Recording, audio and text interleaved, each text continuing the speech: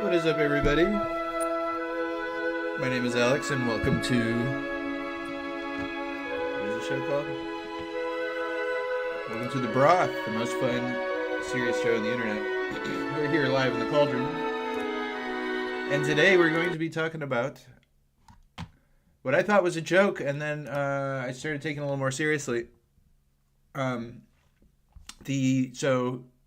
The part I didn't think was a joke, although not that I necessarily took it as a serious thing that would actually happen, is in the Talmud. Hope you guys are doing good, by the way. Thanks for hanging out. In the Talmud, it says that every Jewish person will, towards the end of the world, own or have 2,800 slaves, non-Jewish slaves. A lot of people don't know that.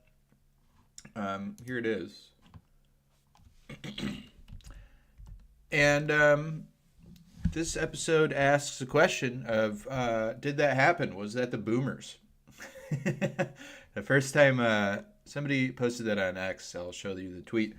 I thought, oh, haha, those stupid boomers, they really do, love Israel. And then, I didn't think much else of it. And then a friend of mine in the group chat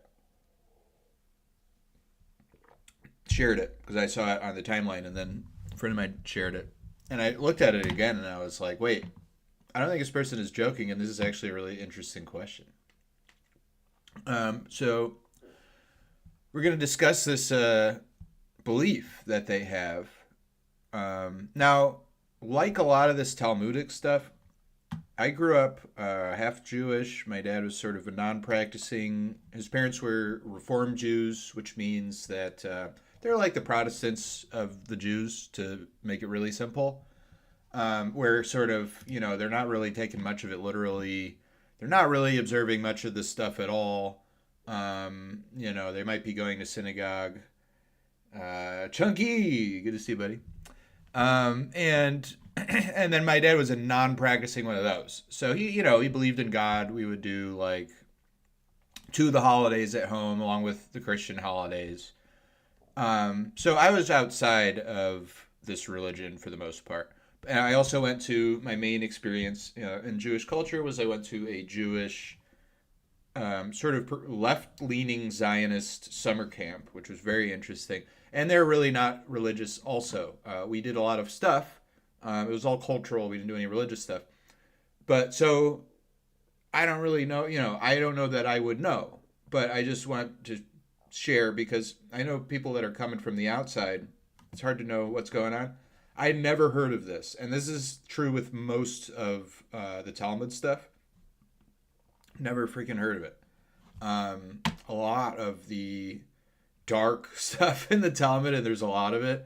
I had never been exposed to it. I don't know how many of the Reform Jews know about it even, but basically the Reform movement, and I know very little about this, but basically the Reform movement was, a lot of it was, well, okay, we're an ancient people and an ancient religion, and there was some problematic stuff, and we want to distance ourselves from that. So we want to distance ourselves from the Talmud. And people don't know this a lot, but the majority of Jews today are Reform Jews. The ones who are stand-up comedians or, most of them are secular Reform Jews. But the ones that you see in the coats and the hats and the hair and the strings and all that stuff, those guys are not the Reform. So that's like the Orthodox Jews and the Hasids and their various branches, and that's basically, those are the branches. I do find it quite interesting, and it's among the Hasidic Jews and the Orthodox Jews that still follow the Talmud. And what there's this deflection that they always do, where somebody will find something horrible in the Talmud, like what we're going to discuss here, and then they'll say, "Oh, you idiot!" A lot of times they frame it this way. You don't even know how the Talmud works. It's just the discussion. It's the rabbis are discussing the various laws and stuff. And to an extent that is true. that then a lot of how it works is then the Jews' own rabbi are there to interpret the Talmud for them. And so their own rabbi, your local rabbi, is my understanding, might interpret these one way or another. And so in one sense, yes, it is not as damning as this is direct evidence that like Jews have to believe this. It's not really how it works. But on the other hand, there are probably sects that do believe any of the stuff that you will find, and it was a appropriate idea to discuss and put down in a holy book for them. So it should be taken seriously still. So this is, I highly recommend this resource for such things. This is Sefaria.org. It is a Jewish source. I recommend always looking at the Jewish sources because while a lot of, our media isn't honest to us about this stuff, they talk amongst themselves and they do it publicly. So, looking at Jewish publications or Israeli publications about Israel, you learn more because they're trying to inform their own people. And it's interesting because the Talmud used to be, you're not allowed to teach a non-Jew. It was like a really big deal. You don't share it, almost like how a secret society works. And these days, it's like, well, we need to have these resources on the internet. I think they're finding it quite a double-edged sword. It's not, people don't like it when it turns out in your book it says that you're all going to be their slaves, as it turns out. Not something people take too kindly to. So here, Sefaria.org, that's where I would go for this. It's legit. Now, where is this? Since the Gemara discussed the importance of the mitzvah, by the way, it's enormous. The Talmud is like it's like an encyclopedia set. Okay. Since Gemara discusses the importance of the mitzvah of ritual fringes, it cites that which Rish Lakish said: anyone who is vigilant in performing the mitzvah of ritual fringes merits that 2,800 servants will serve him in the world to come. As it is stated, thus says the Lord of hosts, in those days it shall come to pass that 10 men shall take hold out of all languages of the nations, shall even take hold of the corner of the garment of him that is a Jew, saying, we will go with you, for we have heard that God is with you. On each corner of a Jewish person's garment, which with ritual fringes, 10 people from each of the 70 nations will take hold. That totals 700 people on each corner, 2,800 people altogether. So as usual, they're getting very specific. That's the thing. Okay, so, it is a question of, do people really believe this, or is this one of these sort of, it's buried in this ancient text? That's a fair question. But before I get into that, I want to go to the tweet that inspired all of this, which I mentioned at the beginning. What is this? The room is peaking. I got this green screen, and it's like barely big enough to do what I'm trying to do. It's kind of annoying. Like 6 extra inches would make my life better. But you get what you pay for, I guess. Hot take, he says. This is a Noxt ist friend who I tried to look up. Banned, by the way. This was just a couple days ago. April 6th, 4 days ago. And I was like, okay, I'm following this guy, banned. So, this is what it is. Hot take, he says, the Jewish prophecy of 2,800 Goyim slaves for each Jew has already been fulfilled by the boomers. which would mean the curse of the eighth decade, so we should talk about that too, will bring about the end of Jewish supremacy. They had their chance, they blew it, and now everybody is waking up. That kind of sounds, that's fully resonating with me, you know. um, so I crunched some numbers. We'll look at some numbers. How many people is 2,800? And as we read, each Jew, that's not what it says. It says anyone who is vigilant in performing the mitzvah. Mitzvah is like a practice, or like it's like a ritual practice. Mitzvah of ritual fringes. I'm not sure what is meant by ritual fringes exactly. But it's the people who are vigilant. In other words, I don't think this applies to the Reform Jews who don't follow the law. And it couldn't, actually, because I'll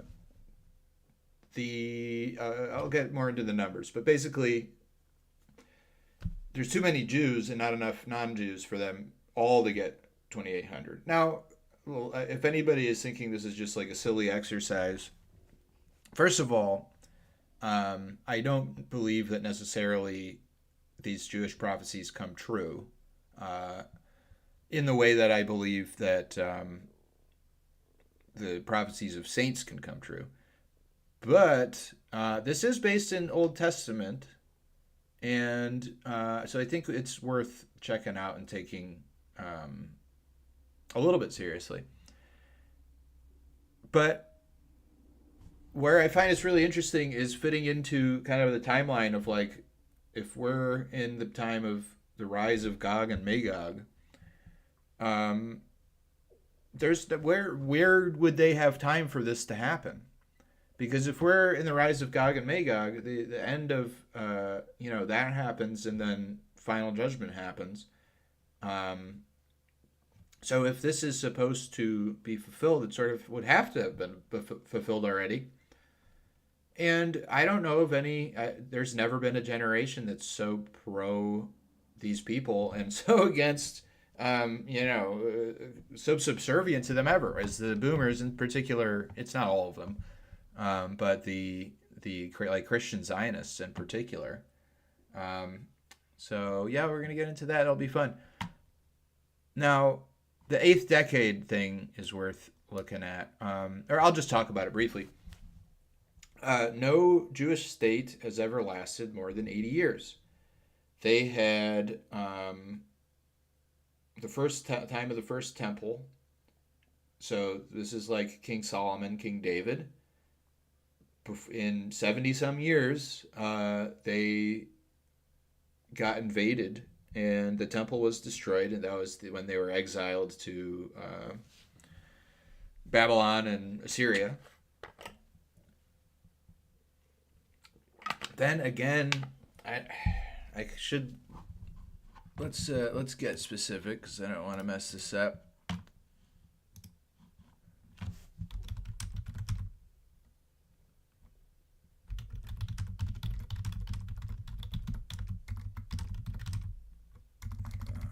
To list the Jewish nations in history, how long they lasted, and what happened.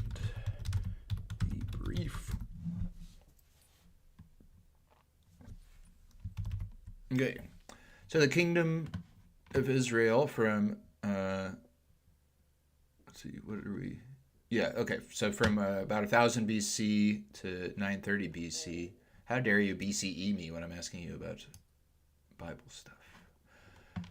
Saul, King David, Solomon, split into two kingdoms due to internal disputes after Solomon's death. Then we have the kingdom of Israel. So that's 120 years. That's not true. 208 years. What is going on?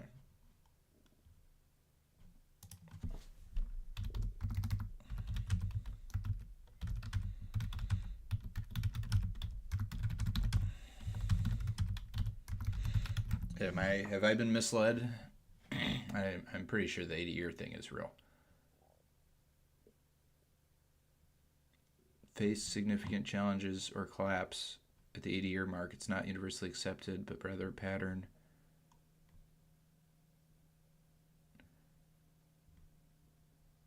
doesn't consistently hold up. Have I been misled? I don't know. I don't trust Grok. Most Jewish states lasted well beyond 80 years. I mean, I do take issue with... they seem to believe it because I've heard it from them. So here's Herod, 81 years. Modern state of Israel is at 77 right now. I mean, maybe it could be that it sort of like appeals to everyone in a certain way, even though it's not accurate, because people who don't like Israel would like it to end in the next few years, and then the Jews in Israel are kind of prone to anxiety and that sort of thing. But I mean, it's not far off. The original kingdom, 120 years.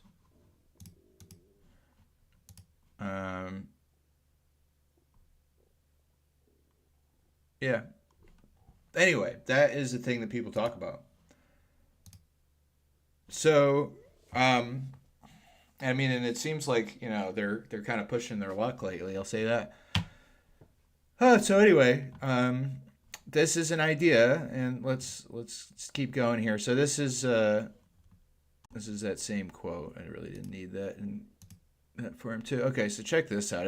A lot of people have seen this video. This will be shocking to you if you aren't familiar with this way of thinking that some of the rabbis think.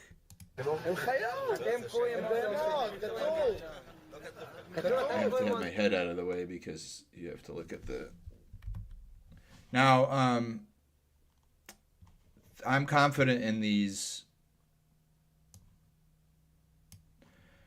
subtitles.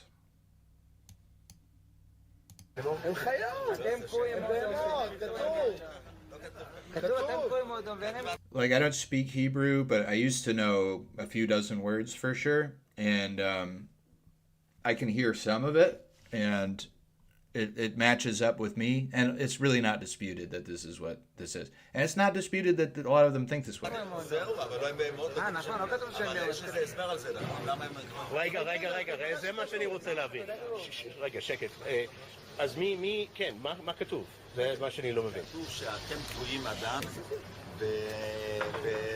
והגויים לא קרויים אדם, זה מה שכתוב. לא קרויים? לא קרויים אדם, לא קרויים אדם. אוקיי, אז מה קוראים להם? Do people just listen? אדם הוא בן אדם שהוא שונה מהבהמה. אם הבן אדם עושה את מעשה הבהמה, אז הוא כמו הבהמה, מה זה שווה? כל בן אדם צריך לשלוט על עצמו. זה היהודים שולטים על עצמם. אם היצר אומר להם לעשות דבר והם לא עושים, אז הוא בן אדם. אוקיי, אבל יש מישהו שהוא לא יהודי, שעושה מה שצריך, הוא בן אדם או לא בן אדם? כן, צריך לעשות דברים נורמליים. בדרך כלל הם יכולים להרוג אנשים שלא רואים אותם. יהודי לא יהרוג יהודי, אפילו שלא רואים אותם. אם אחד גוי, כן? אבל יש יהודים שהורגים יהודים. יש. יגאל עמיר, רבי פופר...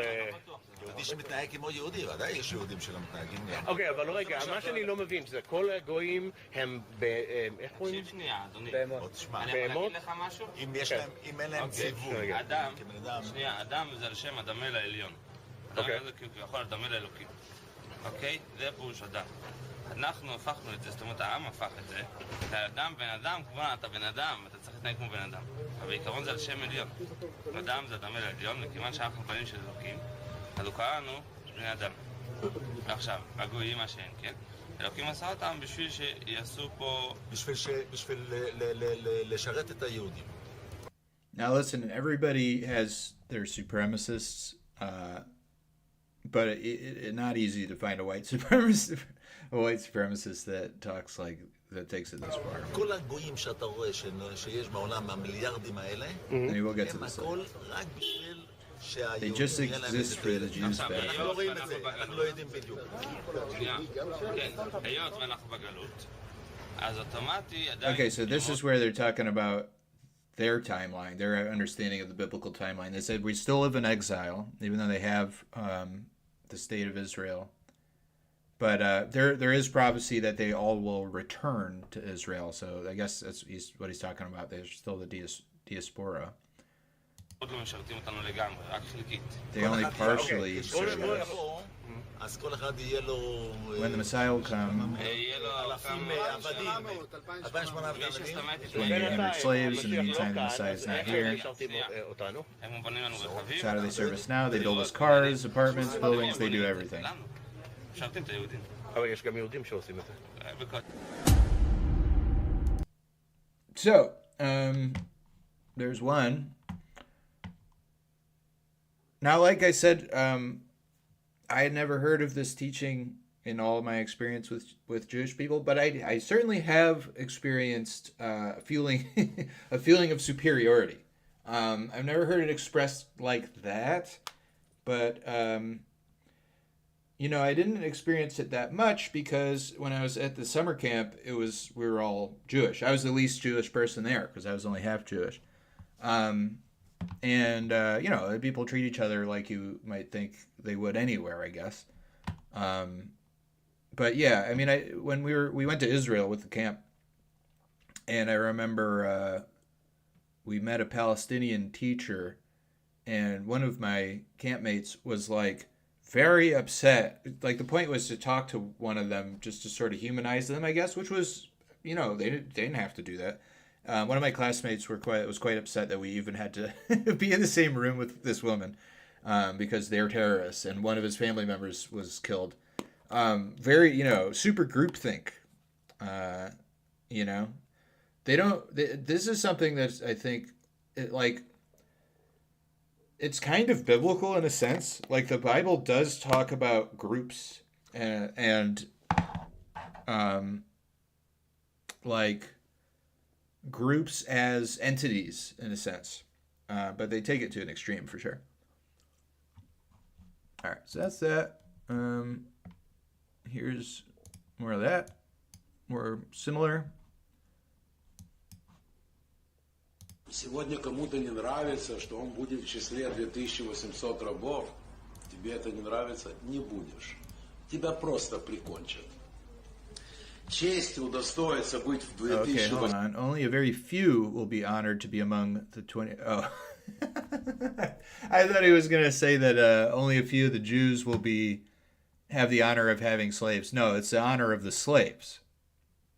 700, то надо принять на себя 7. Это ни в коем This number can only include those who have no negative feelings towards the Jews. No hate. That kind of lends itself to the boomers, being the Christian Zionist boomers. Который приносит в мир добро и жизнь. Сегодня кому-то не нравится, что он будет. Okay. Rabbi shares their fantasies about 2/3 of the world that will be slaughtered. The Jews will survive and enslave the rest. Every Jew gets 2,800 slaves. Okay, so could this be referring to the reset?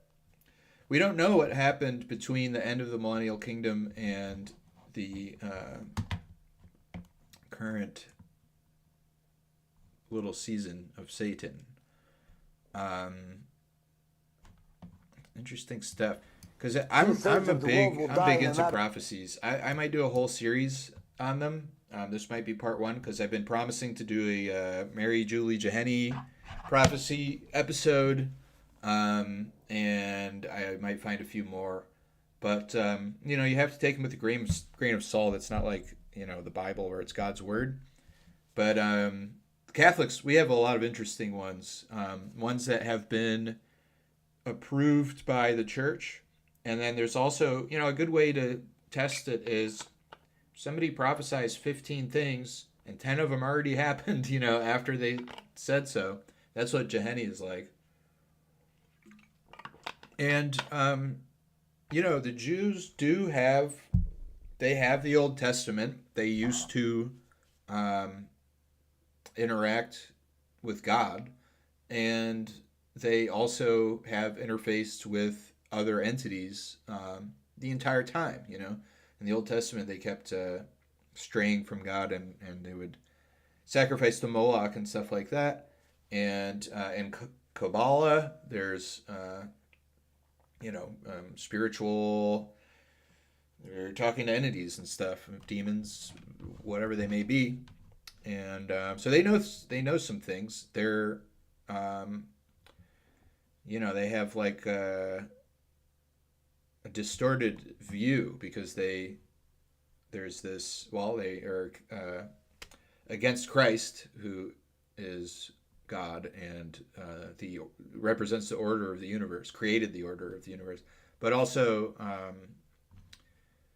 there is there's like a tribal idolatry, I think, that sort of can cloud them. So let's see what this guy has to say. Let's see what this charming gentleman wants to talk about. Zechariah describes, where the Gaon Vilna says that 2/3 of the world will die in a matter of 11 minutes. Some say 9 minutes. Good question, Chunky. I want to answer your question before we watch this. Are the Jews of today Hebrews? I've heard the theory that they're more related to the Canaanites. So I've spent some time looking into this, and it is mysterious. So I'll just say a couple of the things that I've learned in brief. This could be an episode. It'd be a fun episode to do. It's just on this question. One of the things that shocked me the most growing up and learning about Judaism and the Jewish people is that they forgot how to speak Hebrew. Now, if any group of people seems dedicated to their own history and culture, it's them. During what period? And they say, of course, there are periods of oppression. If you could find me another period of oppression that people forgot to speak their language, they end up speaking Yiddish, of course, which is a language more related to German than anything else. It's basically, people call it, sort of the politically incorrect term for it is it's like a bastardization of German, or it's like Low German. It's like German with some Russian words, and that's the Ashkenazis were speaking that, and the Sephardics were speaking Spanish. So then there's the DNA tests, which is very opaque. Apparently, I've not verified this for myself, but apparently you're not allowed to get DNA tests in Israel. People have kind of said that that's evidence that they're covering something up. I'm not sure if that's true. There was also the Khazarian Empire or kingdom that was like written out of history. People don't even know it existed. I didn't even know it existed until like several years ago. German with Aramaic script. Cool. Chunky says that's what Yiddish is. The Khazarian kingdom was a real kingdom. It formed around what we're told the end of the millennium, which is interesting timing, and lasted until the 1400s. And it was sort of, there were like basically steppe people, and there's a couple books on it. There's a couple old books on it. And, the information's not very well vetted. So, I don't know. They say things like, they were basically like Russians and Ukrainians who are essentially Russian. They're like Western Russians. Sparsely populated villages and like merchants took over. And the king, and they were like this gnarly pagan religion. Like sort of a sex cult. This is just what I read. But I read this in an old book that's about them, so not like from memes on the internet or whatever. And they were really barbaric, and everyone around them had converted to Christianity, or like to the south, some people were Muslim, and there were Jews around, and they were like the last holdout of pagans. And at some point, they would do stuff like kidnap people and then pretend to be them. So, like, there'd be an emissary, and you'd have to cross through, and they'd ambush the carriage and kill them all, and then dress as them, and then pretend to be the emissary. And the Russian monarchy back in the day got sick of it, and they invaded. And they told them they have to convert to one of the major religions, and Christianity, Judaism, or Islam, and they converted. The king converted to Judaism, and then he mass converted the whole kingdom. And some people hypothesize that's like where all of the Ashkenazi come from. I don't know if that's true. I have no idea if that's true. Now, Chunky brought up the that they're more related to the Canaanites. I think that's totally possible. I've heard that there are DNA tests. Like I said, I should do like a more serious episode on this because I could really I can come with some receipts. But my understanding is that there are DNA tests that show that the but I'd like to know how do they know? Like when they say who has the closest DNA to the ancient Hebrews, like what do they have of the ancient Hebrews that they know what their DNA was like? And I don't, I'm wary of a lot of that science too. But they say that and also it's so political. Like everything about all of this is so political, so it's hard to know who to trust. Staging hate crimes, yeah. So what am I trying to say? The Palestinians, allegedly, the Christian Palestinians are the closest to the ancient Hebrews, and some people hypothesize that they were the original group of Jews. That I don't know if that's true or not. I mean, that they would love that to be true because politically that would help their case a lot, and of course the Jews would love that opposite of that to be true. I wish I had a better answer for you, but that's just sort of some of the stuff I've learned about it. So this guy's going to talk about Gog and Magog, and this should be very... It says these clips are endless with how much they fantasize about this shit. All right, let's check it out. Like Zechariah describes, where the Gaon Vilna says that 2/3 of the world will die in a matter of 11 minutes. Some say 9 minutes. Either way, it's very short. It says that at the time of the redemption, 2/3 of the world will not be part of the redemption. 2/3 of the world. This sounds like the people, like when God wipes out Gog and Magog, right? Like the catastrophic times that we have where 2/3 of the world could die. Noah, more than 2/3. Tribulation, which we put as in the first century, that could be 2/3, and they could not know that we're past that.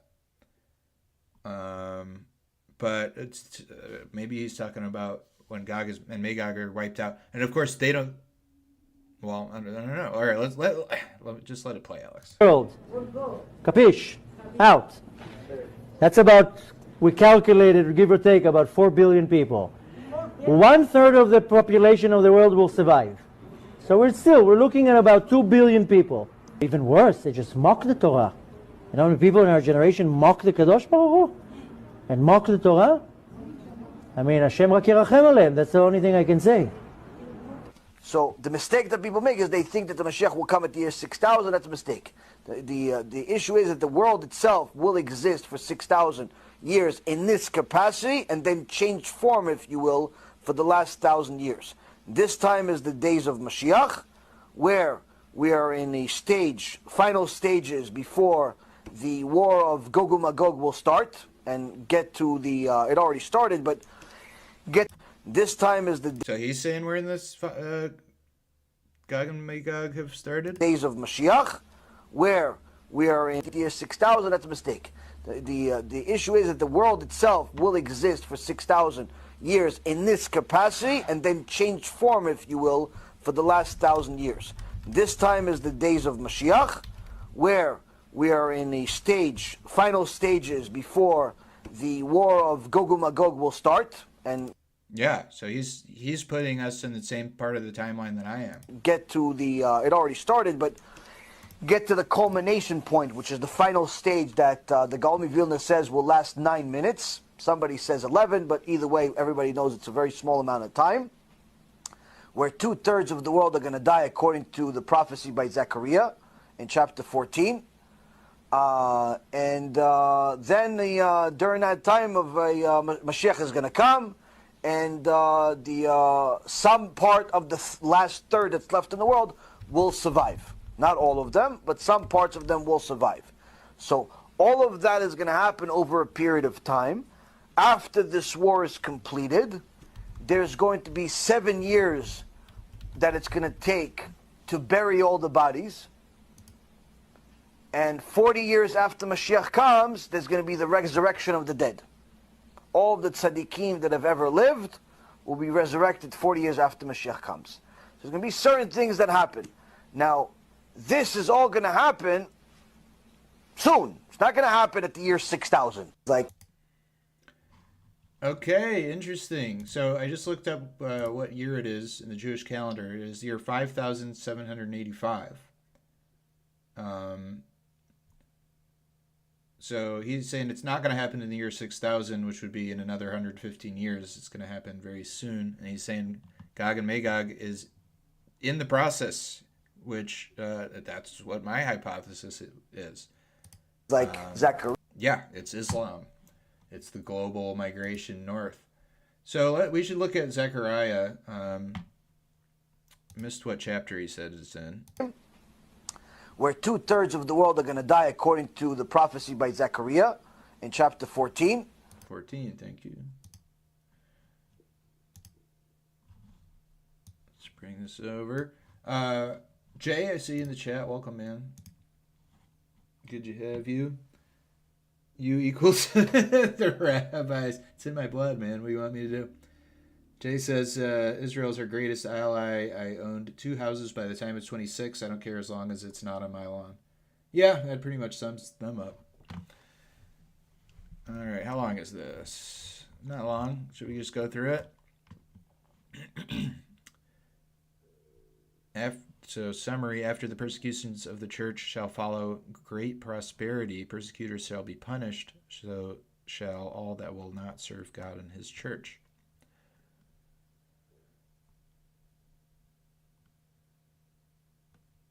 I don't know if I want to read the whole thing kind of long. Let me just find the part where it's talking about this. I'll read it. Okay. Behold, the days of the Lord shall come, and thy spoils shall be divided in the midst of thee, and I will gather all nations to Jerusalem to battle, and the city shall be taken, and the houses shall be rifled, and women shall be defiled, and half of the city shall go forth into captivity, and the rest of the people shall not be taken away out of the city. Then the Lord shall go forth and shall fight against those nations, as when he fought in the day of battle. And his feet shall stand in that day upon the Mount of Olives, which is over against Jerusalem towards the east, and the Mount of Olives shall be divided in the midst thereof to the east and to the west, with a very great opening. And half of the mountain shall be separated to the north, and half thereof to the south. And you shall flee to the valley of those mountains, for the valley of the mountains shall be joined even to the next, and you shall flee as you fled from the face of the earthquake in the days of Ozias, king of Judah. And the Lord my God shall come, and all the saints with him. And it shall come to pass that day that there shall be no light, but cold and frost, and there shall be one day which is known to the Lord, not day nor night. And in the time of evening there shall be light. And it shall come to pass that day that living waters shall go out from Jerusalem, half of them to the east, half of them to the last sea. They shall be in summer and winter. And the Lord shall be king over all of the earth. In that day there shall be one Lord, and his name shall be one. And all the land shall return to even the desert, from the hill of Raman to the south of Jerusalem. And she shall be exalted, and shall dwell in her own place, from the gate of Benjamin, even to the place of the former gate, even to the gate of the corners, and from the tower of Hananiel, even to the king's wine presses.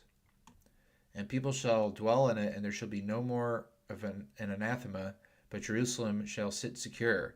And this shall be the plague wherewith the Lord shall strike all nations that have fought against Jerusalem. The flesh of every one shall consume away while they stand upon their feet, and their eyes shall consume away in their holes, and their tongue shall consume away in their mouth. Gnarly. In that day there shall be a great tumult from the Lord among them, and a man shall take the hand of his neighbor, and the hand shall be clasped upon his neighbor's hand, even Judah shall fight against Jerusalem, and the riches of all nations round about shall be gathered together, gold and silver, and garments in great abundance. And the destruction of the horse, and of the mule, of the camel, and the ass, and all of the beasts that shall be in those tents shall be like this destruction. And all they that shall be left of all nations that came against Jerusalem shall go up from year to year to adore the King, the Lord of hosts, and to keep the Feast of Tabernacles. And it shall come to pass that he shall not go up of the families of the land to Jerusalem to adore the King, the Lord of hosts, and there shall be no rain upon them. Paul from Understanding Conspiracy talks about this line. You have to pay tribute to Christ, or your land won't have rain. So we've been interpreting this to be describing the tribulation, and then this is during the time of the rain. And I by no means assume that the rabbis are getting this all correct at all. If the family of Egypt do not go up or not come, neither shall it be upon them, but there shall be destruction wherewith the Lord will strike all nations that will not go up to the feast of the tabernacles. This shall be the sin of Egypt and the sin of all nations that will not go up to the feast of tabernacles. I mean, Egypt is a desert. In that day, that which is upon the bridle of the horse shall be holy to the Lord, and the cauldrons in the house of the Lord shall be files before the altar. And every cauldron in Jerusalem and Judah shall be sanctified to the Lord of hosts, and all that shall sacrifice shall come and take of them, and shall seethe in them, and the merchant shall be no more in the house of the Lord of hosts in that day. This Do Your Aims does have some good notes. So it's seeing like this is talking about the tribulation, but I don't know. Living waters, meaning the gospel of Christ. All land shall return. This in some measure was verified by the means of the Maccabees, but is rather to be taken in a spiritual sense as relating to the propagation of the church and the kingdom of Christ, the true Jerusalem, which alone shall never fall under anathema or destruction or God's curse. That makes sense. And all the land shall return, even to the desert.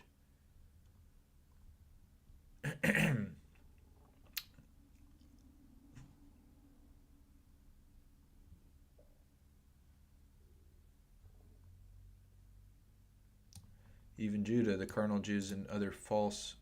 Dang it. I don't even know what I do when that happens.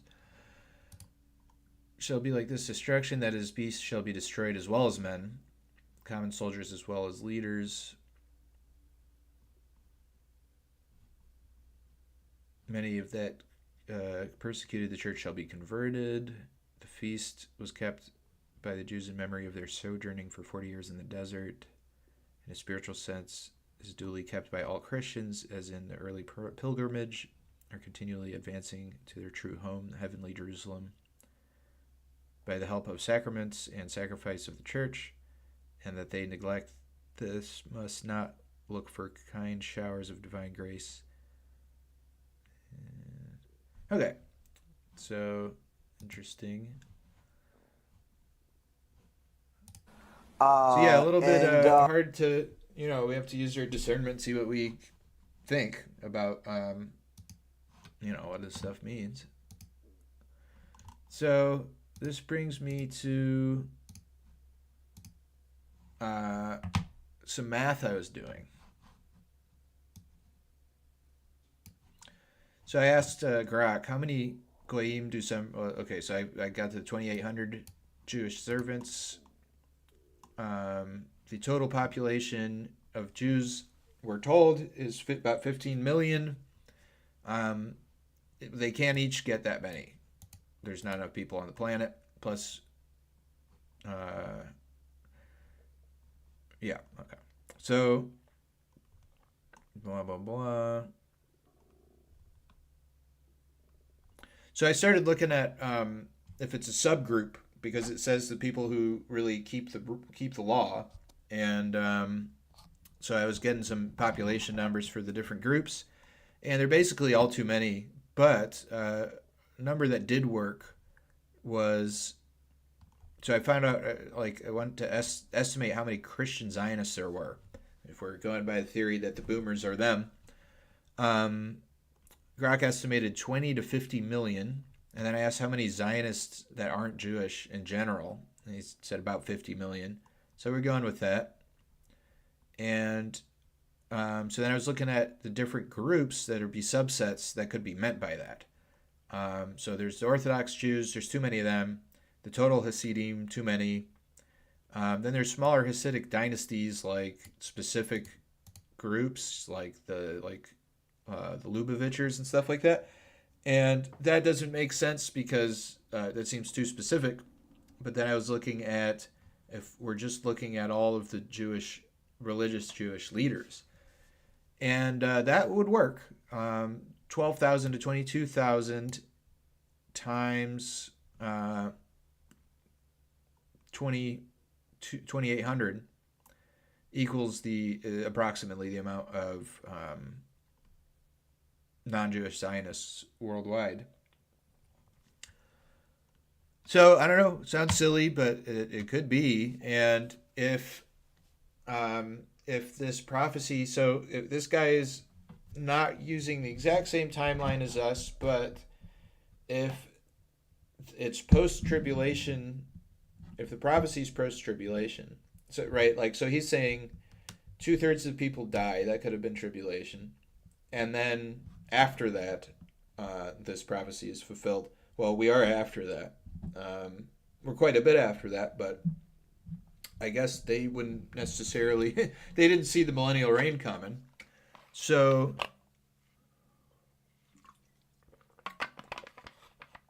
then also, I think that it would be kind of fitting for them to not realize that they have that, because, there's sort of a lack of self-awareness and a desire for more all the time. So it kind of works.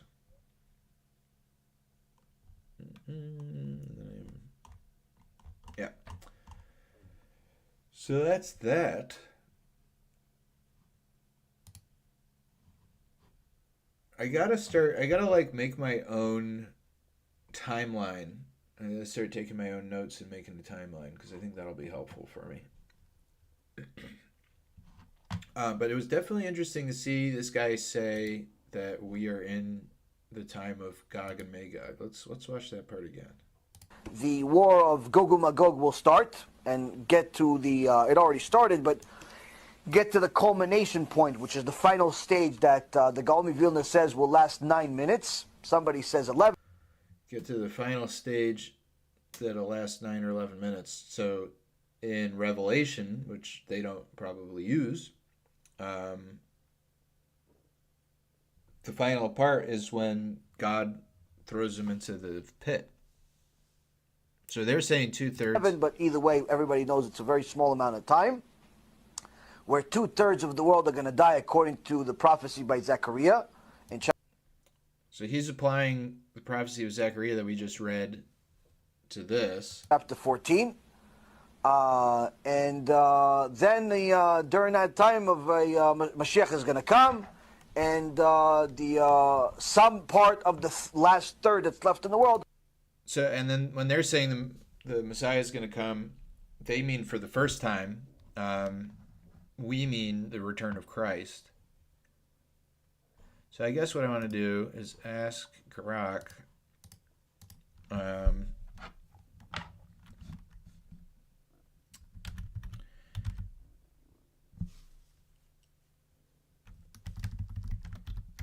Who do Jewish rabbis who say we are now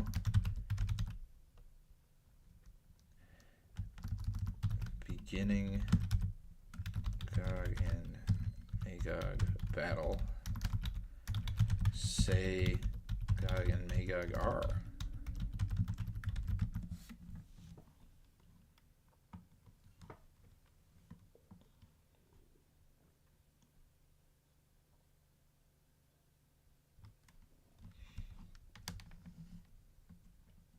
It'd be funny if that was the whole answer.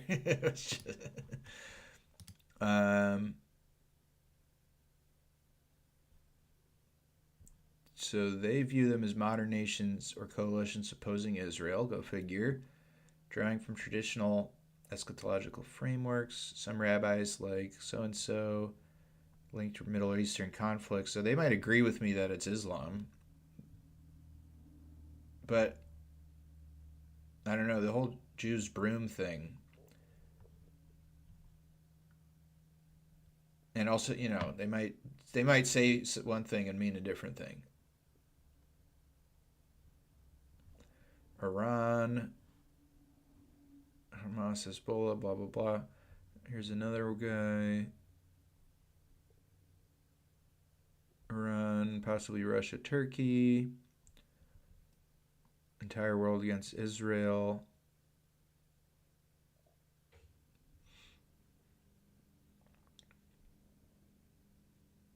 Everybody's saying Iran, basically. No wonder they want us to go to war with them so badly.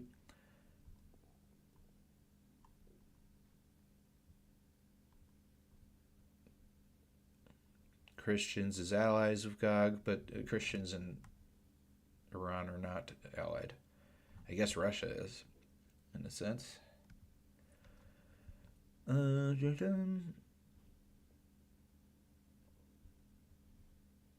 Alright, so how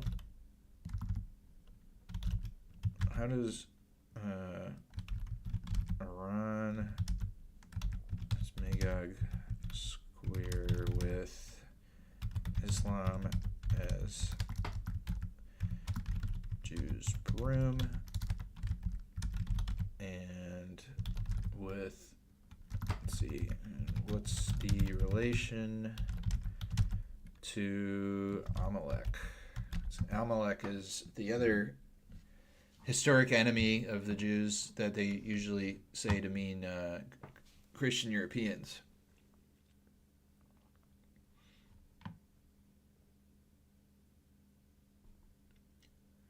Now, Ezekiel lists Persia as part of Gog and Magog, so that I think that's like undisputable.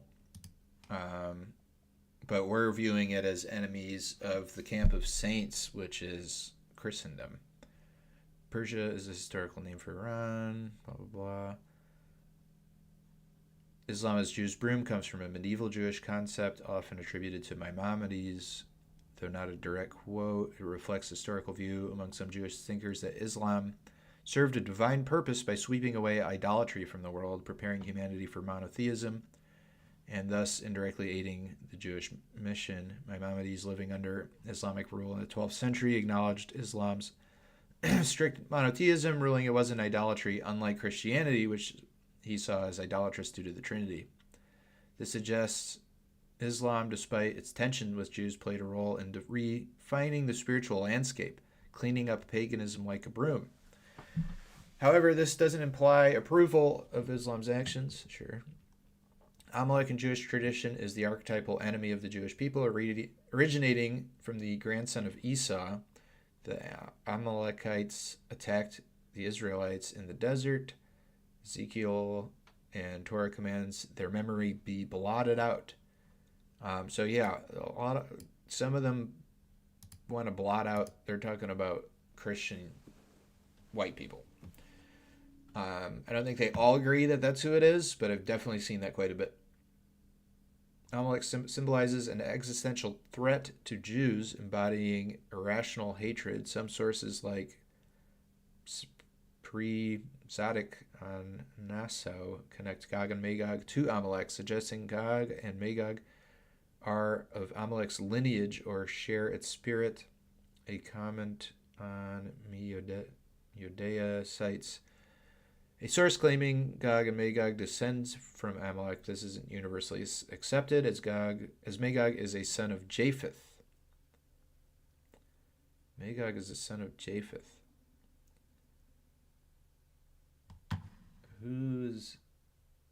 Isn't Japheth Ashkenaz's father? Let's look into this. Biblical lineages.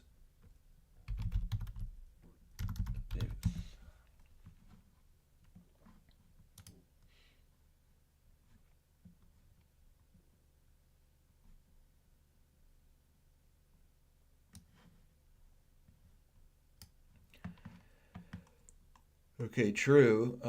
Japheth, one of his sons, is literally Magog. This is claiming Magog is Romania and Ukraine. That's interesting. Could that mean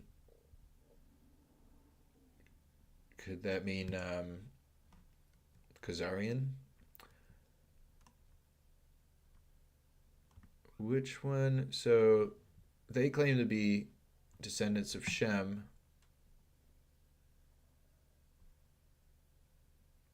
The Semites. Ham is Ethiopia, Egypt, Libya, Palestine. One of the Gomer's child is Ashkenaz, which I have to think that the Ashkenazis are descendants of Ashkenaz. So that would make them all Europe, Asia, and the Ashkenazis. So anyway.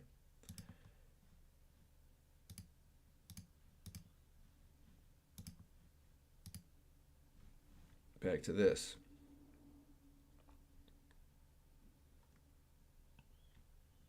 Amalek from Esau, a Shemite.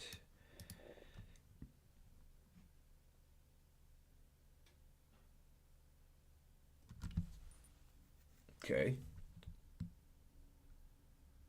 Islam as Jews brew. Okay, hold on. This ties Iran's role as Magog to the Amalek archetype, a nation leading a coalition, Gog and Magog, to destroy Israel, driven by the same ancient hatred. However, Islam as Jews broom complicates this. Historically, Islam's monotheism was seen as a theological ally against idolatry, but Iran's actions today, rooted in a radical Shiite ideology, contradicts that role. Instead of sweeping for Jews, Iran's Islamic leadership is seen as sweeping against them, aligning with Amalek's destructive intent. I mean, this could sort of be like, you create a golem and it turns against you.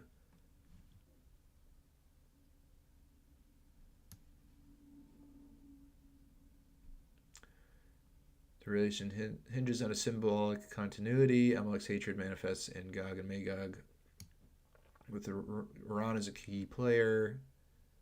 Blah, blah, blah.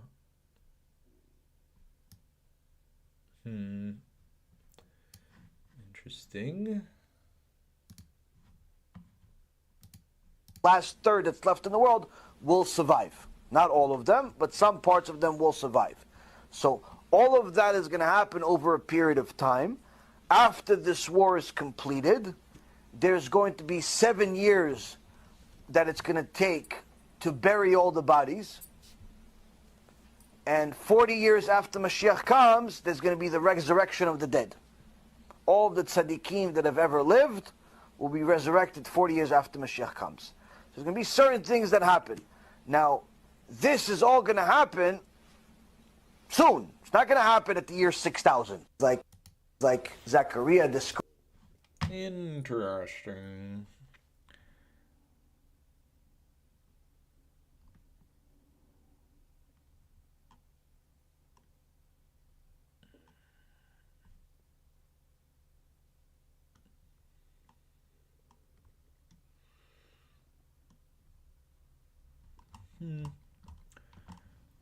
Yeah, if anyone has any other ideas of what else to ask Grok about this, because I don't know, I feel like maybe I gotta listen to it again. Then during that time of it already started, but form, if you will, for the last. So the mistake that people billion people and mock the Torah. I mean, Hashem rak yirachem aleim. That's the only thing I can say. So the mistake that people make is they think that the Mashiach will come at the year 6,000. That's a mistake. The issue is that the world itself will exist for 6,000 years in this capacity and then change form, if you will, for the last 1,000 years. This time is the days of Mashiach, where we are in the final stages before the war of Gog and Magog will start and get to the, it already started, but get to the culmination point, which is the final stage that... So I guess when he says the war of Gog and Magog would be, that started, he's maybe talking about Israel at war with, in the Middle East. The Gaon Vilna says will last 9 minutes. Somebody says 11, but either way, everybody knows it's a very small amount of time. Imagine his surprise if he finds out he's Gog.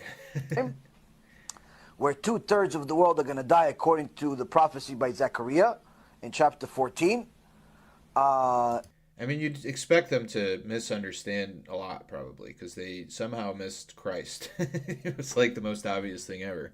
And then during that time of Mashiach is going to come, and some part of the last third that's left in the world will survive. Not all of them, but some parts of them will survive. So all of that is going to happen over a period of time. After this war is completed, there's going to be 7 years that it's going to take to bury all the bodies. And 40 years after Mashiach comes, there's going to be the resurrection of the dead. All of the tzaddikim that have ever lived will be resurrected 40 years after Mashiach comes. So there's going to be certain things that happen. Now, this is all going to happen soon. It's not going to happen at the year 6.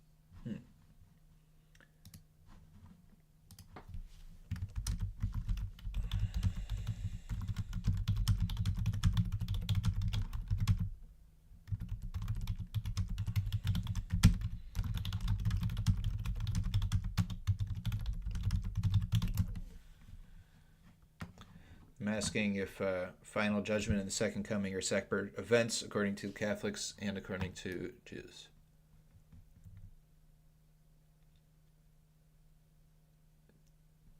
Differ greatly between Jewish and Catholic eschatologies.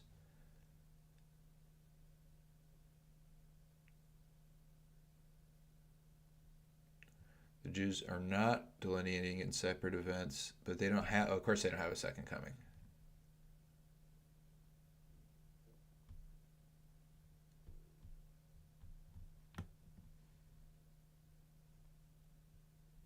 They're waiting on the initial coming.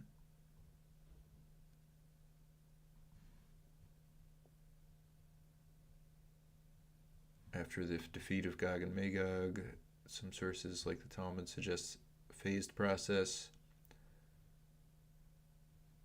The Messiah ben Joseph, a precursor, may come first, die in battle, and be followed by the Messiah ben David, who ushers in peace. Many Jewish views of Messiah's arrival and final judgment are not simultaneous but sequential. Messiah comes, establishes his kingdom, a physical earthly reign centered in Jerusalem, and then a period of restoration unfolds, culminating in the resurrection of the dead and the final judgment. So that's an interesting thing to think about, is that the idea of a real, like, physical millennial reign is what the Jews were expecting. And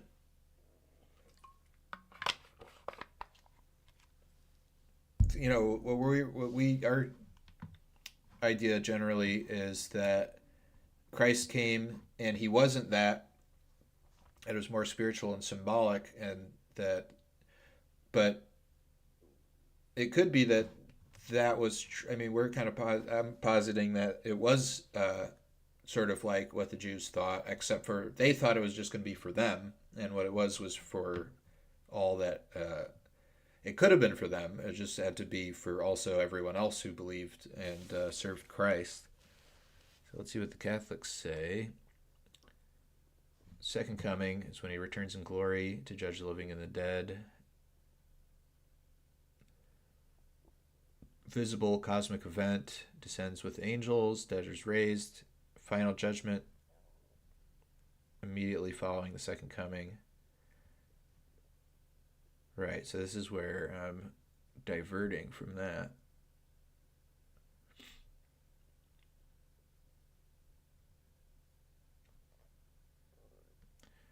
But this is not taking into account the little season. But some people interpret the little season as being like very short.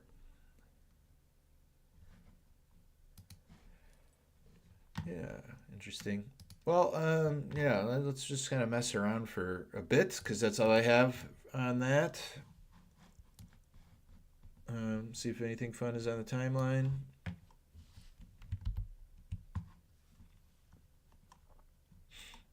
Should we watch a mouthy Buddha thing? This guy's had an influence on me finding Christ, and he hadn't even found Christ yet. He was making these videos about like secret societies and satanic ritual abuse and stuff. And I was watching him, and it was part of what made me realize that biblical level evil exists in the world, and that there's powerful evil people who seem to believe in a lot of biblical stuff, but just take the side of the devil. And then I connected with him years later. He just became a Catholic. We both become Catholics. Pretty awesome.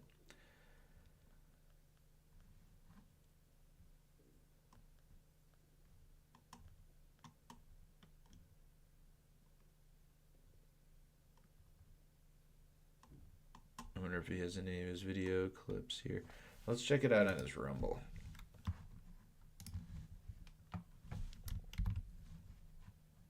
Yeah, Cambodia with secret stuff. 24. There were some dudes. He's a really good, let's see, get this in here. Really talented filmmaker.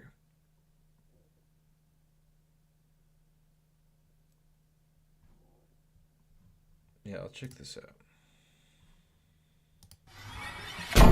His style is like a brute fact of life is death. We wake up and are defeated by the truth of our own reality. That this world will end. And everything we've come to love so dearly will be lost forever. Everything will cease to exist. Ourselves, our dreams and aspirations, our family and our friends. Everything will die. But what if I told you there was another way? In the Gospels, a man named Jesus, a man who is also God, rose from the dead those worthy of being brought into new life again. He is the God-man with the keys to the kingdom of heaven. This gift of new life from the Son of Man was demonstrated succinctly in the Gospel of John. When Jesus heard that many were claiming Lazarus had died, he responded, "Our friend Lazarus sleeps, but I go that I may wake him." In the ensuing days, Jesus went to the tomb of Lazarus in the town of Bethany. The tomb had a stone rolled across its entrance. Then Jesus spoke. "Roll the stone aside." "Lord, he's been dead for 4 days. The smell will be terrible." "Didn't I tell you that you would see God's glory if you believe?" So they rolled the stone aside, and as it was done, Jesus looked up to heaven and started to pray. "Father, thank you for hearing me. I know you always hear me. But I said it out loud for the sake of all these people standing here, so that they will believe you sent me." Then Jesus shouted, "Lazarus, come out." And he who had died came out bound hand and foot with grave clothes, and his face was wrapped with a cloth. Jesus said to them, "Loose him and let him go." From John, "Indeed, the time is coming when all the dead in their graves will hear the voice of God's Son, and they will rise again."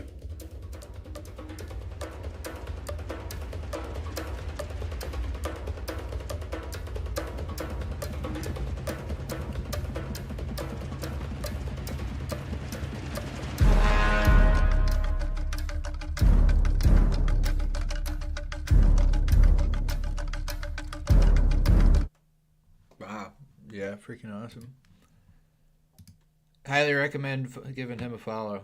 It was very cool to see him come to Christ after helping me see. Jesus helped me more than I could ever imagined. He has stripped the darkness from my soul. Bearing witness to this has been a terrifying feat. A feat nonetheless. Praise Christ. Amen.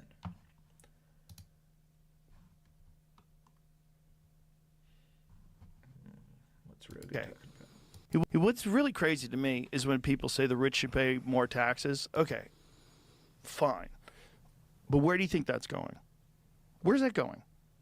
Where's the money going? Is the money going to the federal government? Do you think they're good at it? Do you think they're good at managing your money? Have you paid attention to all the shit Elon's fucking uncovered? 37% is when you make over $609,000 a year. That's you, motherfucker. Yeah, well, that's me last month. This is the thing. It's like, I'm happy to pay tax if I thought that they were doing a great job. But it's just you are being strong-armed into giving money to people that do a really shitty job of protecting your money and investing it in the country. It's a lot of it is going to bureaucracy and bullshit and a bunch of things that you don't have any say in. If you could like opt out of it, if you could like, imagine if you like pick what you know, if you had like a whole tax sheet, would you like your money to go to? Would you like your money to go to overthrowing government? Not really a good idea, but I get where he's coming from.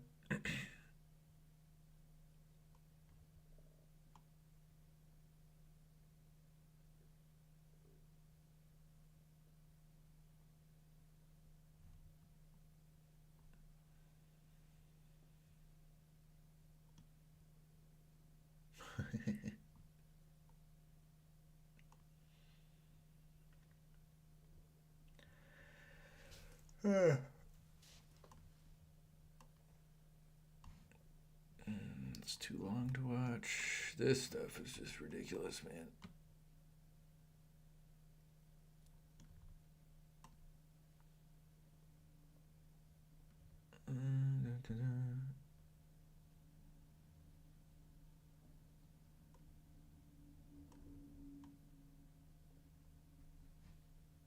Let's see what Flynn is saying.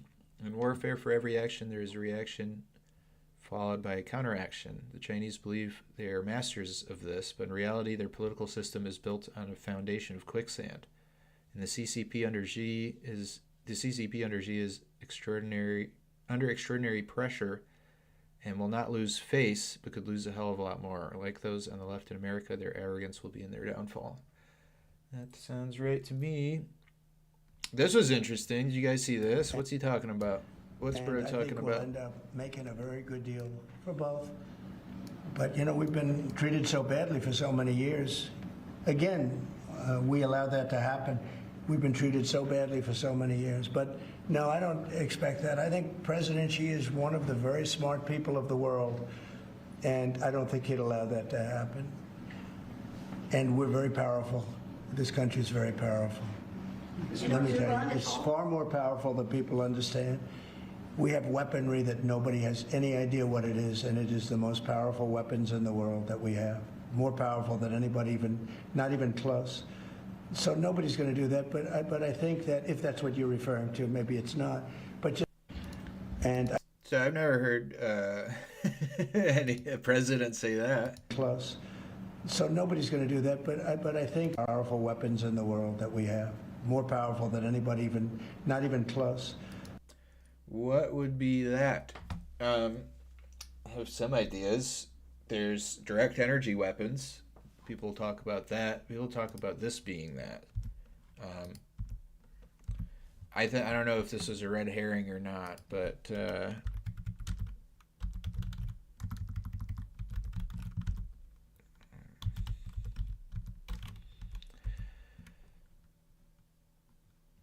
like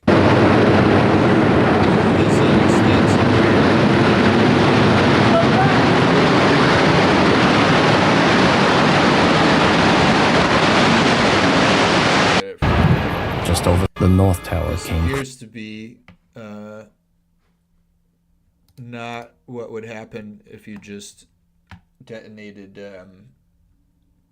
Obviously, this wouldn't happen from planes, but we know about the the Israeli art students, quote unquote, and if they're rigging explosives, which there seem to be explosions going off, okay, but crashing down. This.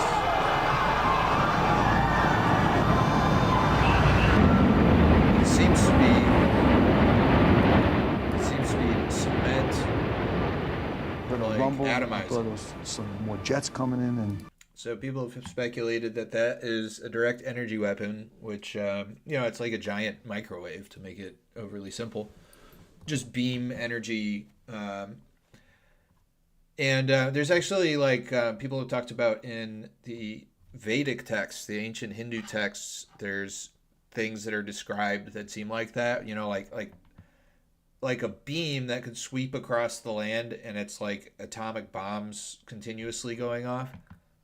So it could be that. Another thing that I thought it could be is earthquake creating weapons. Have you guys noticed that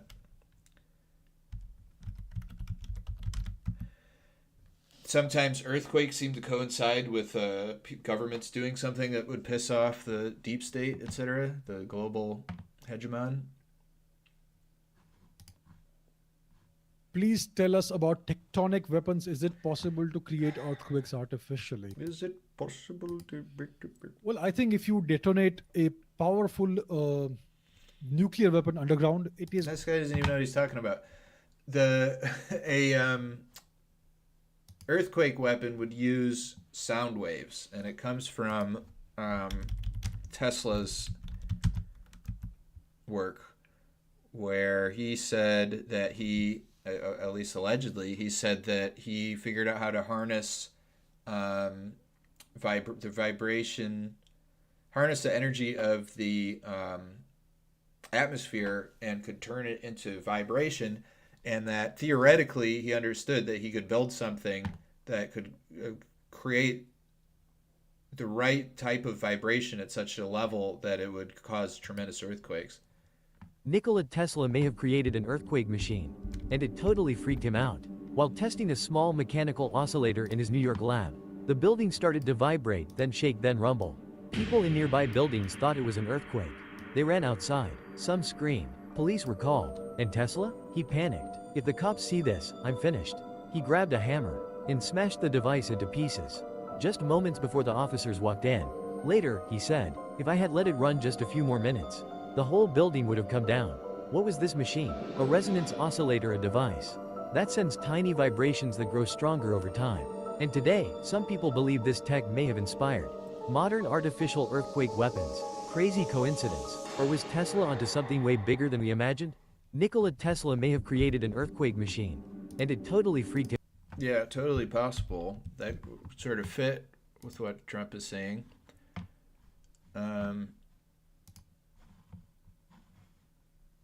Yeah, interesting stuff. Tim Pool is pissed off more people in 24 hours than I thought possible. He went and hung out with Netanyahu, and then accused people of having Israel derangement syndrome, and then took the side of a murderer over the white kid that got murdered. That was. I wonder how many followers he lost. Is there a way to look at that?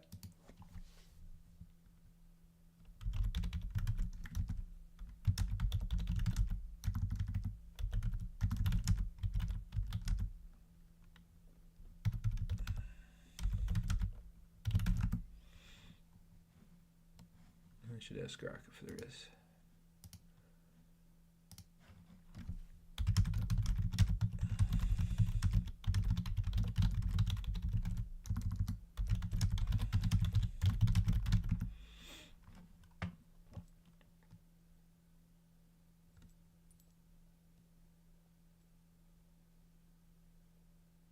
I would think so.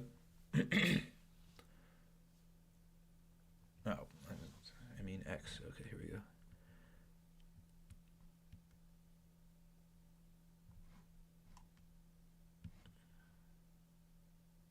You can track your own. Someone else's Social Blade. I don't know if it's free.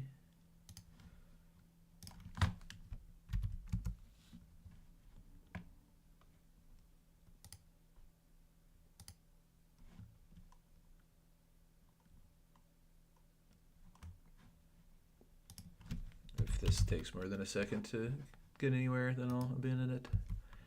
But I would love to know how many followers he lost in 24 hours.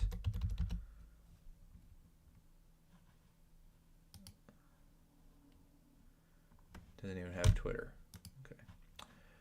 Okay. Anyway, but yeah, it was remarkable. I don't know if Netanyahu like drained him of the rest, what was left of his sense and moral compass, but I was surprised, and I don't like him.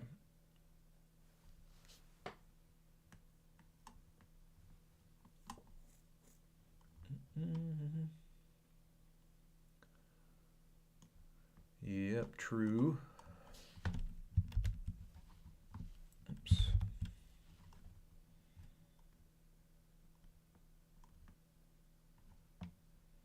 Friday, so I'm in my Minion shirt.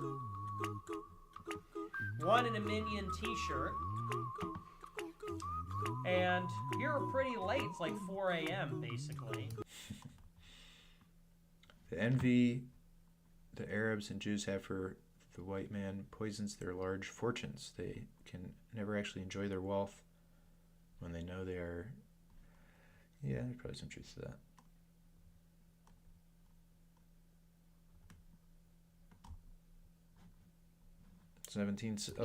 I'll give Charlie Kirk 17 cents. Crime dropped 40% after abortion became legal. Why is that the case? It's called a statistic. Who has the most abortions in America? Women. Black people. Is that so? Are you trying to say the termination of blacks in the womb lower crime?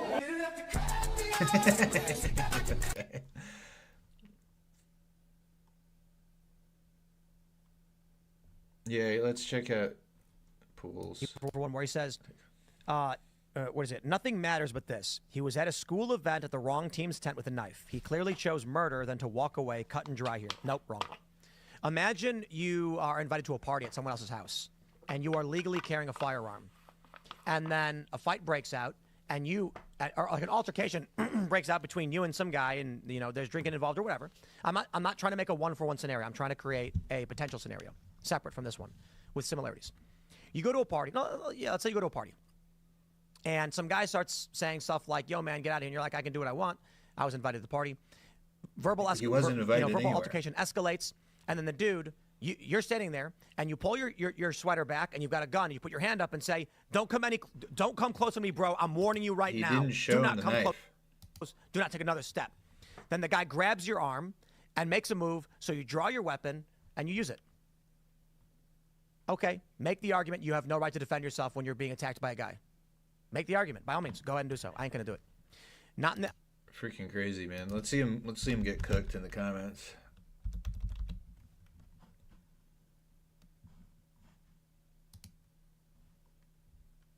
Is he live right now? Is that what that means? All right, let's see him get cooked in these comments. Here to see people on the left complain about the stock market go down because he's literally transferring money like 8% of Americans own, whatever, 90% of all the stocks, and he's transferring the money from them to the middle class. All right. What are you complaining about? Let's try this. How much should fuel cost?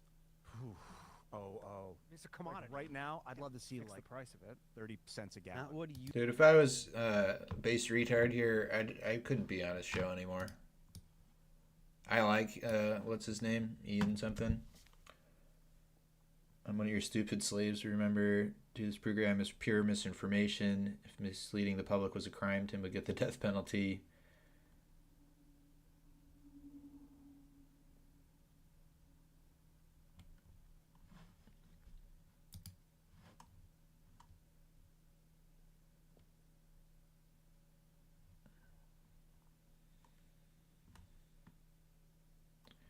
Yeah, I did see there was a helicopter crash. Helicopter crash was weird looking.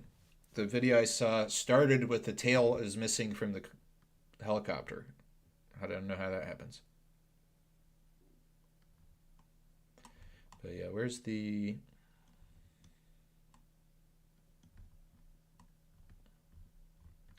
I feel like yeah, here's that crash. This is kind of wild.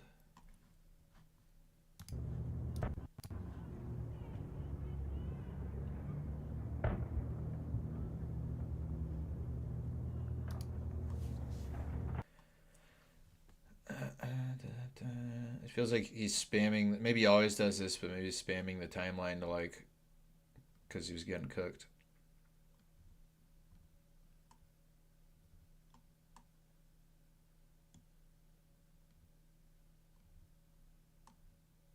I don't generally like looking at things that piss me off too much because,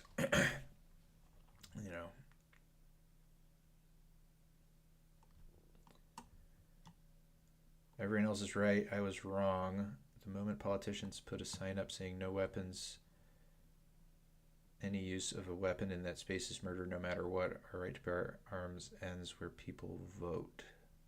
Is he being sarcastic? What is he talking about?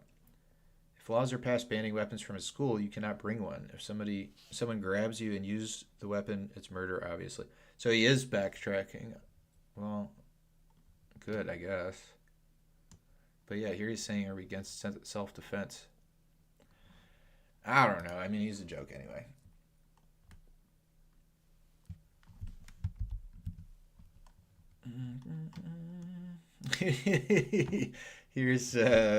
Here's Alex Jones simping out like crazy for Blair Blair's White. a good person. You look like a woman. Blair White's done nothing wrong. Your bones look like a woman.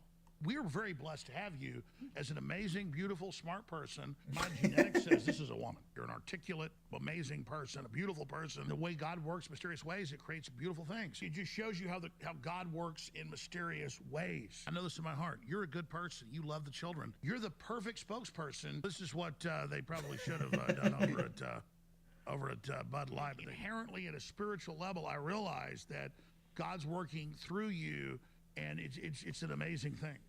Blair's a good person. Dude. You look like a woman. Blair White's Come on. I think, have you guys ever wondered, if this is a woman and she's a psyop? Because most of them are so obvious. Now, this could be there could be a lot of grinding of bones, which is so gnarly, but there could be some serious, facial reconstruction surgery or something. But this is, a small jaw. I don't know, man. I kind of think it might be a chick. I don't know. Regardless, no gooning. No gooning, Alex. Chunky, assemble the anti-goon squad.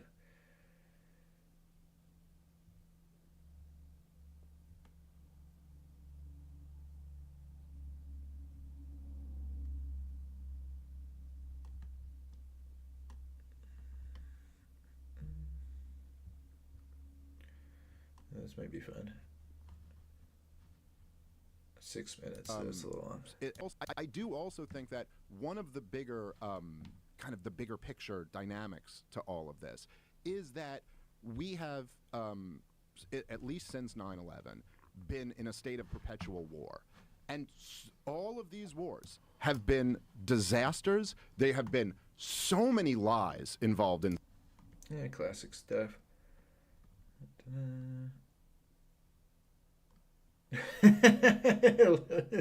Leonardo cracks me up, man.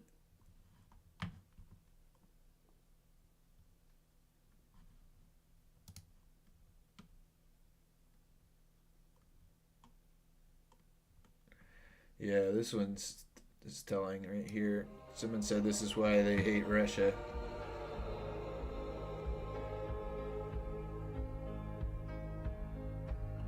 This is a German woman, I guess. This is an English woman.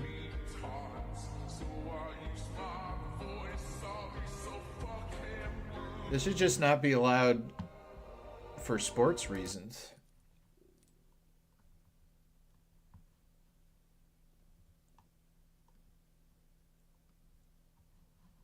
What's going on here?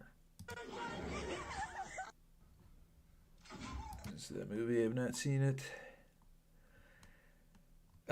Yeah, the whole RFK stuff is interesting. People accusing him of being blackmailed. He appears to be blackmailed, but and you know, having some really cringe takes, but also there's some good stuff happening too. We have now, the autism rates have gone from now, most recent numbers we think are going to be about 1 in 31, 1 in 12, so they're going up again from 1 in 10,000. And we will weaponize them. And we are going, at your direction, we are going to know by September. We've launched a massive testing and research effort that's going to involve hundreds of scientists from around the world. By September, This is we will good. know what has caused the autism epidemic, and we'll be able to eliminate those exposures. So big. Think of that. So it was 1 in 10,000 children had autism, and now it's. I have not 1 watched in this cabinet 31. meeting yet. Not 31,000, 31. Might watch that is today. That's a horrible statistic, isn't it?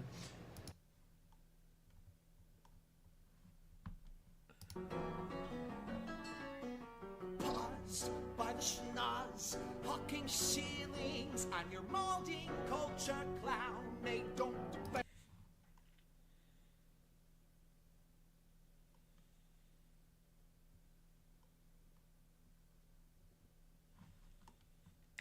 Anything with Bryce Mitchell I want to watch. Jean Silva said you might have to retire this weekend due to brain damage you'll take in this fight. Curious if you have a response for those remarks. I was born with brain damage, brother. I'll be all right. What do you make of all the talk he's been doing? You know, you said yesterday that he's not treating you nice. You said he's treating you like shit. Why do you think he's saying these things? Do you think it's to gain favor with the crowd? O que você fala de tudo que está acontecendo? I don't Que ele tá care what falando his pra- intentions are. My intentions are to beat the ever-living hell out of that man. Fucking love that guy.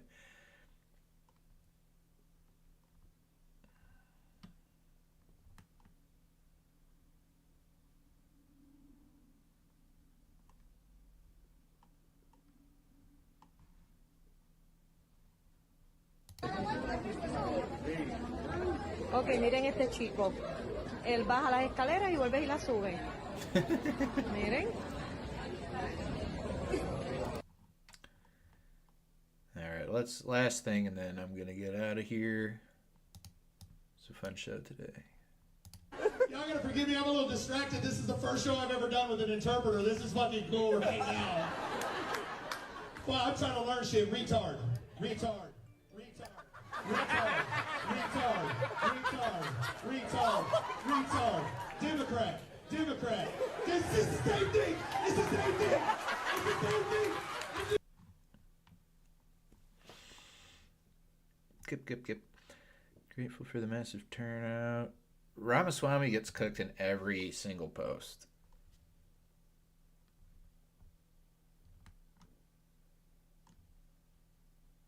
Maybe they're backing off a little bit.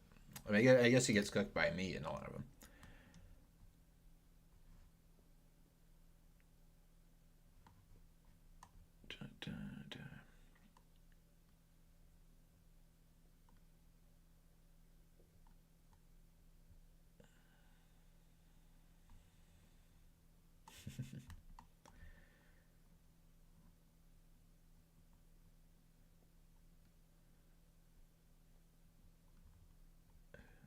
Who's gonna tell him this?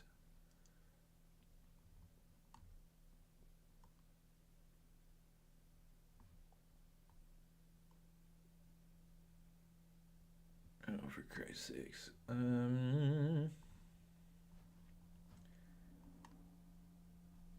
5.1. All right, let's watch this, and then I'm gonna get out of here.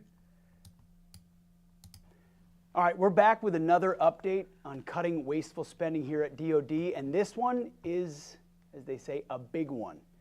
This is a big day. We're signing a memo. I wonder if this, they alluded to, Doge said they found something huge, and they didn't say what it is yet, and I wonder if it's this. 5.1 billion seems like it could be a lot. The way they said it, though, I wasn't expecting it to be wasteful spending. It sounded like something bigger. So I don't know if this is it Right or now, what. directing the termination of $5.1 billion in DoD contracts. Not million, that's with a B. $5.1 billion in DoD contracts for ancillary things like consulting and other non-essential services. So here's a few examples. DHA contracts for consulting services from Accenture, Deloitte, Booz Allen, and other firms. They're going to save the department $1.8 billion.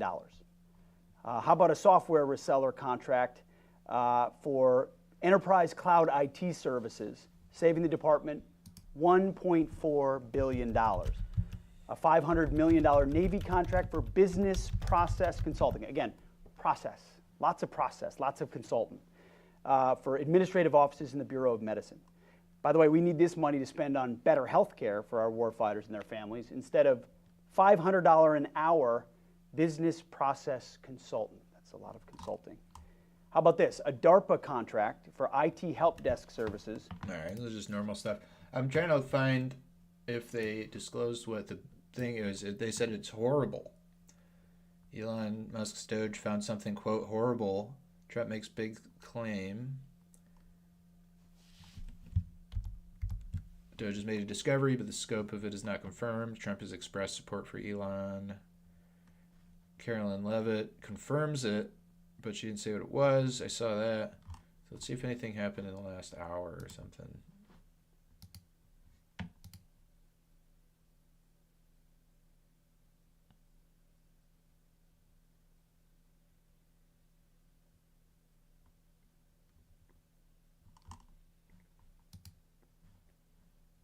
I can't do it past the hour. Well, I'll keep an eye on that one for you guys. And what day is it? Thursday? Yeah. So we're coming close to the end of the daily streams. But those of you who have been coming and watching consistently, thank you very much. It means a lot to me. That definitely makes me feel like keeping going. And so I'm not going to stop streaming. At some point, it's going to move to once a week, and that's going to be soon. My mom is coming into town. I'm getting baptized. There's Holy Week. And then my regular job starts up, and I'm going to be working 2 jobs all summer. So there ain't no way weekly, but I will be doing once a week. I'm not sure which day of the week it will be. If you have a preference, let me know, because I'm a little bit open. It's probably going to be Monday nights. And I'm not sure what time it'll be either, but I'll be letting you guys know. Yeah, let me check out my calendar real quick, see if I can give you any more information than that. Definitely. Yeah, tomorrow might be the last everyday one. This is going to be the last everyday week for sure. So yeah, I'm probably going to move to just Mondays. I got some other stuff. I got to take care of some other stuff before the 2 jobs start, of course. So this is the last week of dailies. However, when next March and April roll around, I will go back to more often again. That's always been the plan.